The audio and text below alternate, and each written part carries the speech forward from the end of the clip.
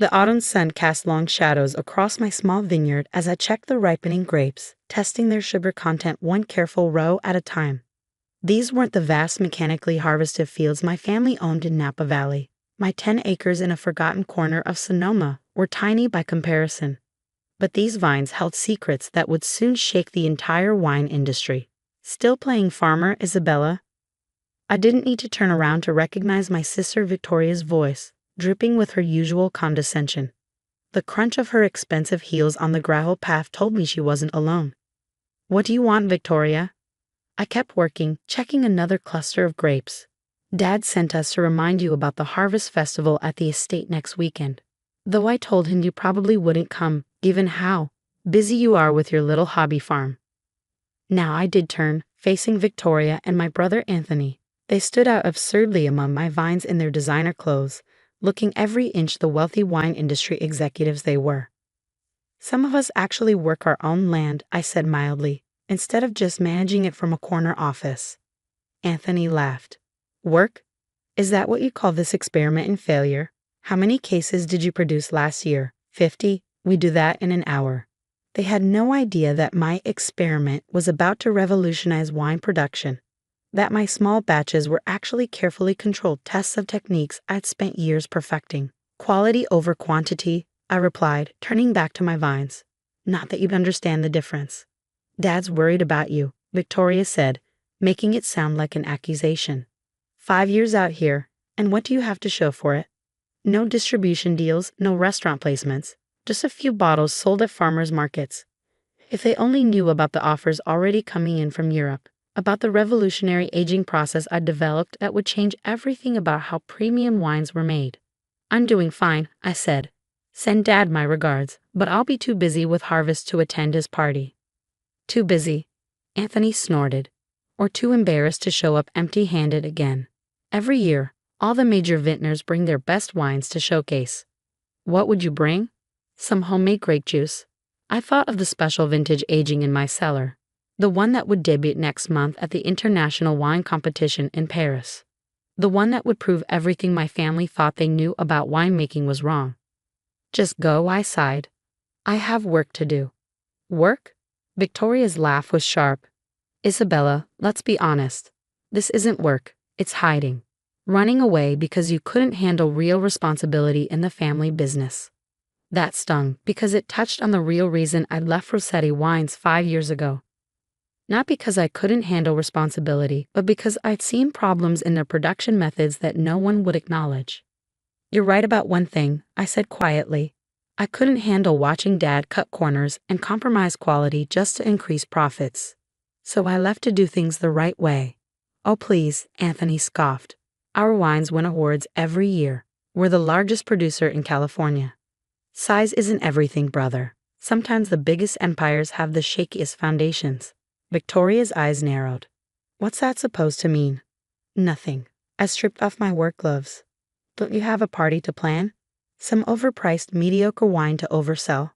They left in a huff of offended dignity, their luxury SUV kicking up dust as it roared down my modest gravel driveway. I watched them go, thinking of all they didn't know.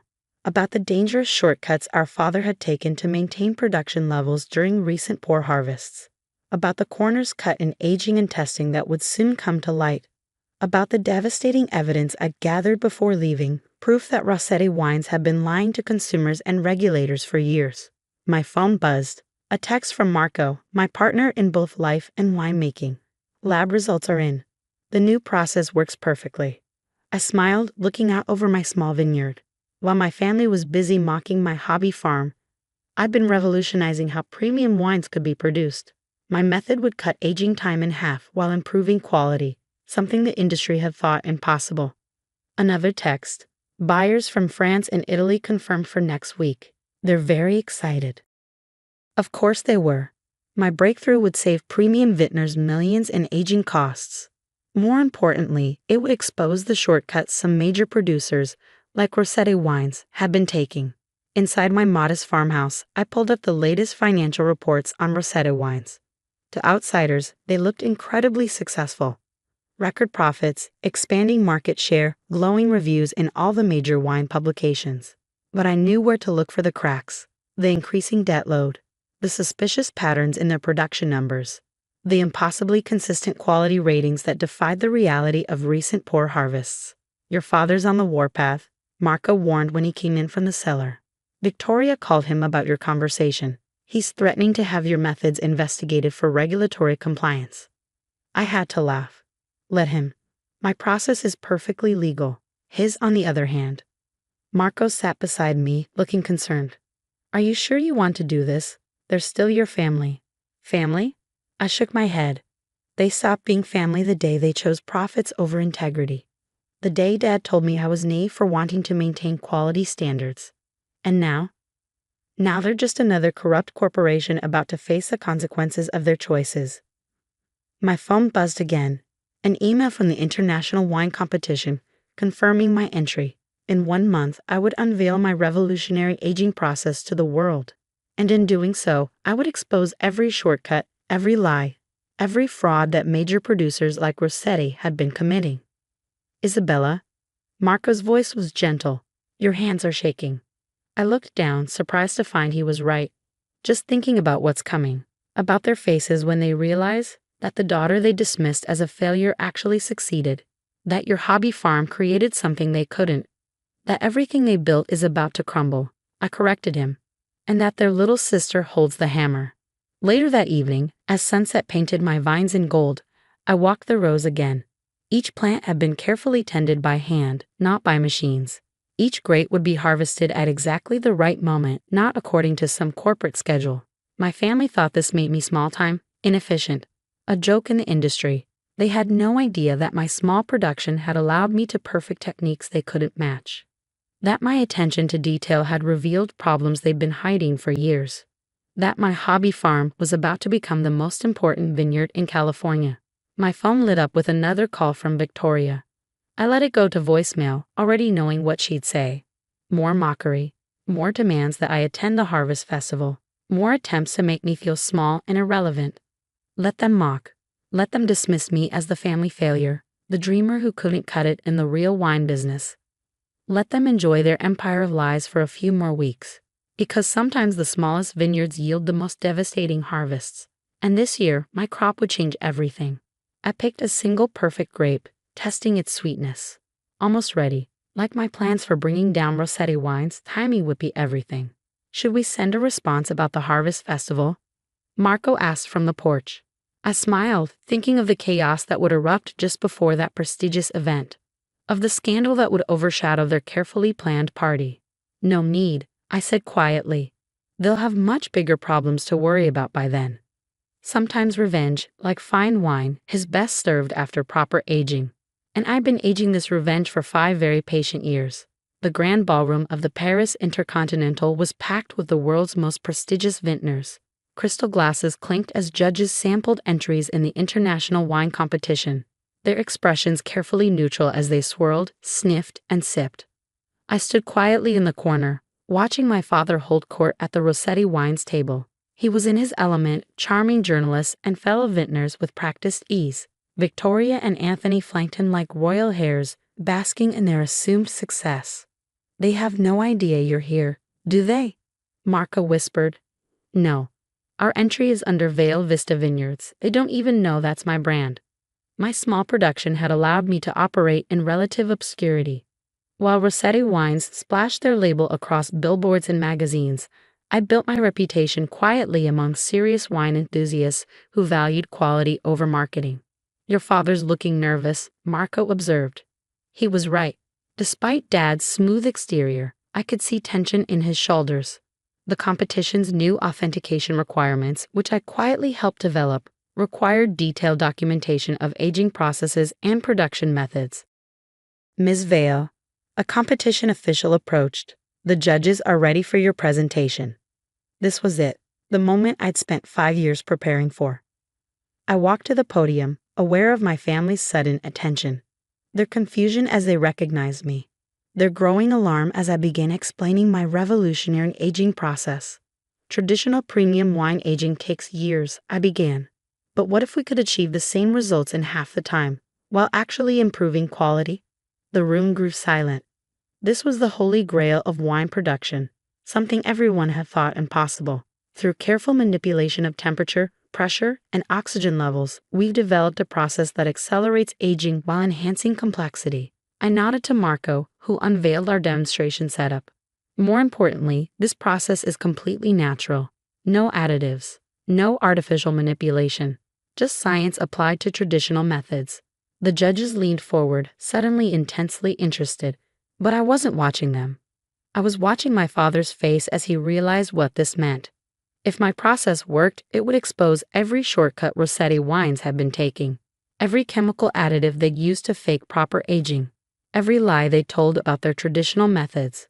The proof is in the tasting, I continued as assistants began pouring samples.